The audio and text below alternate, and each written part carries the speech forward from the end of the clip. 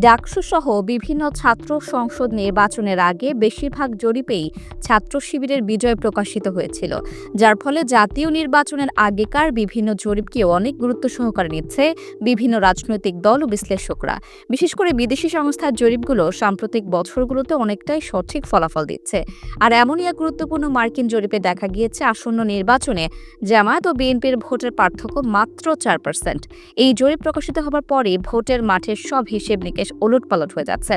যেখানে সঠিক পরিকল্পনা করলে সরকার গঠন করতে পারে জামাত, আর একটা ভুল সিদ্ধান্তেই পিছলে যেতে পারে সবচেয়ে বড় রাজনৈতিক দল বিএনপি।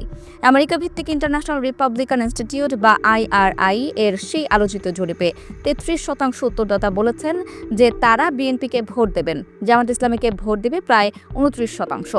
IRI এর centre for insights in survey রিসার্চে ভবিষ্যৎবাণী করেছে যে 6% ন্যাশনাল সিটিজেন পার্টিকে, 5% ইসলামী আন্দোলন বাংলাদেশকে এবং 4% জাতীয় পার্টিকে ভোট দেবেন।